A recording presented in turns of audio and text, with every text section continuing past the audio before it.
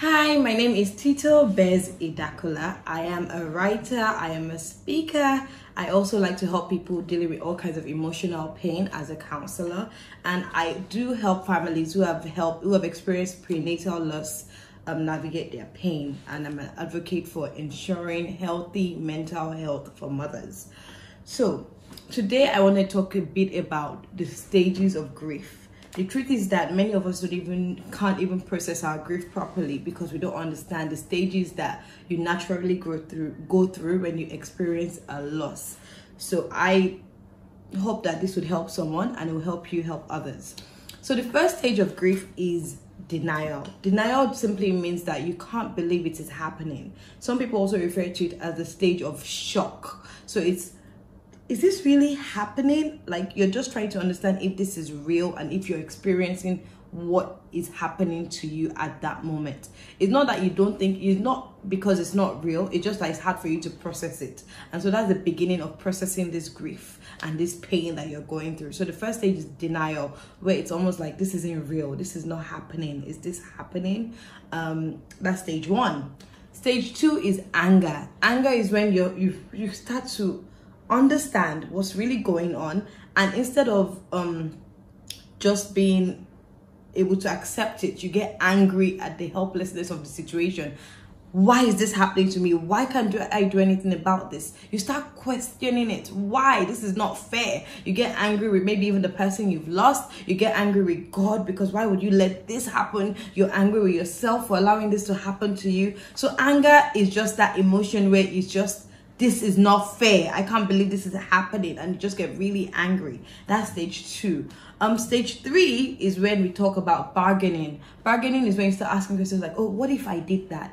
Is this something I can do? Can I change it? If I do this, would it change? Oh, maybe if I did this instead. And some people, maybe if you've been told, for example, that a loved one is going to pass away, you start bargaining with God and say, oh God, if you save her, maybe I can serve you for the rest of my life. Or you tell the doctor you just make promises, trying to do whatever you can to stop this pain from happening, to stop this loss. And even if it's happened, you do whatever you need to do to delay the pain for you. So that's the stage three, bargaining. Stage four is when we talk about depression. So you've first had to understand that this thing is real. You've had to deal with the fact that there's nothing you can do in your anger. You've tried to bargain your way out of it. You can't. Depression is when you begin to think, okay, so I'm helpless. I can't do anything about this. And you enter into a stage of maybe deep sadness or even just hopelessness. You start to wonder if there's any hope in the world. There's no reason for living for some people. Some people just don't want to talk. You just go into yourself. You isolate yourself from the world and you're just trying to ignore everybody around you, or you don't want to talk about it. You might even be living your life and it might seem to everybody that you're fine, but within you, you're just feeling a state of hopelessness and darkness and wondering if there's any point to life at all. That happens for some people. And sometimes depression can take longer for different people depending on who you are and where you're coming from. And the final stage of grief is acceptance. Acceptance is when you say, okay, I can't do anything about this, but it's happened. And so you begin to accept the reality of that loss. You begin to maybe allow yourself to even feel your emotions. You begin to try to navigate life post the loss or the grief, whatever it is you're going through. So acceptance is when you're like, okay, this happened. How do I begin to live my life with the reality of this pain? That's the stage of acceptance. But some people even say there's another stage to it after acceptance, which is hope. Where after you've decided that, you know what, this is my reality, I have to live my life, then you start thinking, what else can I do for this to make sense? You know, how can I let my life reflect that I've been through this experience, and then I take it into something else where maybe I'm helping other people deal with theirs, or it changes the way I live my life for the better because I just want this to mean more than it did already. So that's the stage of hope, where you're beginning to see more to life. You're beginning to find encouragement. You're able to encourage others. You're able to let your pain mean something for you or for others as well. That's the stage of hope that, you know, a lot of people also can get to. So it doesn't have to end in the stage of acceptance, but there's also the possibility of hope and using this experience to impact others positively as well as yourself.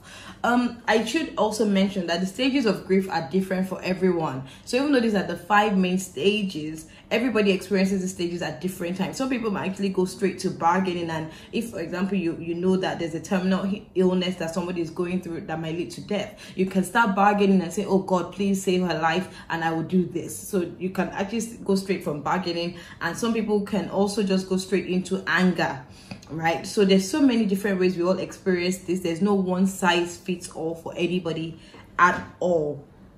Also, I should say that different stages, you can spend different time frames at different stages. So some people might actually just stay in denial for years, like they don't even want to process the fact that this happened, and they rather just mask their pain in anger, for example. That happens as well, where the stages are different for everybody, and also how long you stay in the stage is different for everybody. So there's no one size fits all, and that's very important to understand. But most importantly, and I think the whole purpose of why I'm doing this is to help us navigate our pain. And with subsequent videos, we'll talk a bit more about healing from hurt that you've not processed in a while, or healing from pain that nobody else has known about. So just talking about our emotional health generally is what I intend to do. How do we begin to heal? How do we begin to navigate the real world again? How do we begin to find hope?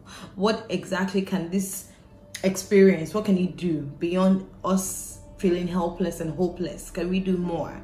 And I personally have been in a situation where I've experienced the loss of a child after 42 weeks being pregnant, and she died the day after from a congenital illness. And I know all the stages I went through, but I think I'm now in my stage of hope. Actually, I know I'm in my stage of hope, where I now allow myself to be a conduit for others to find hope as well. And I'm in my hope stage, so I know it's possible for everybody to go from pain to hope, and to actually positively allowing something that could have broken you to impact you in a more powerful way. Until next time, subscribe to my YouTube channel, which is My Lighthouse TV on YouTube, and also follow me on all social media platforms at Tito Idakula, and make sure you share this with someone. Don't forget to subscribe, and until next time, I hope that you continue to see light in everything that you do. Have a great day. Bye.